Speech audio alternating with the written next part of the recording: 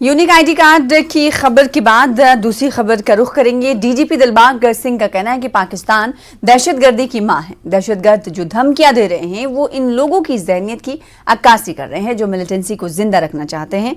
हम उन अनासिर पर कड़ी नजर रखे हुए हैं और किसी को इन धमकियों से परेशान नहीं होना चाहिए। उन्होंने कहा कि 13 दिसंबर से पहले हम तमाम तर सिक्योरिटी इंतजाम कर रहे हैं। सरहद पर हमारी अफवाज चौकस हैं और इस तरफ आने वालों को मौत के घाट उतार दिया जाता है। 56 गैर मुल्की मिलिटेंटों को हलाक किया जा चुका है।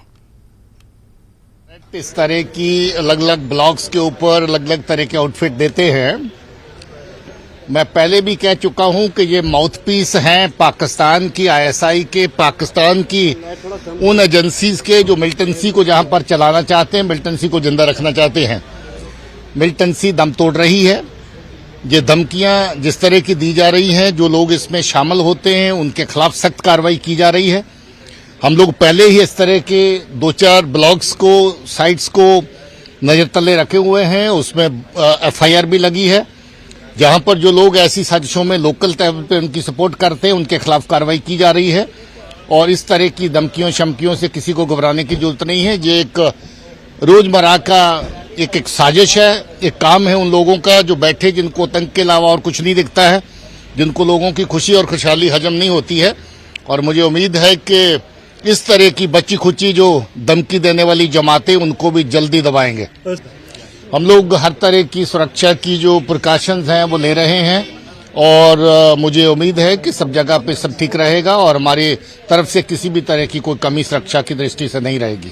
देखिए, इसकी गिनती मिनती स्पेसिफिक आगे पीछे ऊपर नीचे ये होता रहता है नंबर। कुछ लोग हैं अभी जहां पर जो ट्रेनिंग कैंप्स के ऊपर उन जगह पे हैं, कुछ लोग हैं जिनको बार बार इस तरफ इन्फिल्ट्रेट करवाने की कोशिश की जा रही है। सरहद के ऊपर जितने भी फोर्सेस लगी हैं बिल्कुल सतर्क हैं। बहुत सारी कोशिशें नाकाम की गई हैं, फिर भी कद का एलिमेंट क्रॉस करके इस तरफ आया था। उनमें से बहुत सारे लोग जो उनका सफाया हो चुका है। हमारी बाकी कार्रवाई ऑपरेशन जारी है। 1 साल के अंदर फॉरेन टेररिस्ट 56 का सफाया हुआ है, जो लार्जेस्ट नंबर है पिछले बहुत सारे सालों में।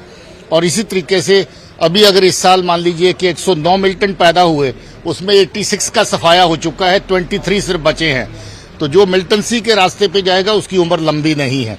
हम चाहते हैं कि नौजवान बच्चे अमन और खुशहाली का रास्ता पकड़े, तरक्की की राह जो है वो अपने लिए चुने। मिलिटेंसी का रास्ता जो है ये दुश्वार है और इस पे चलने का कोई फायदा नहीं है। फिलहाल इसी के साथ कश्मीर न्यूज में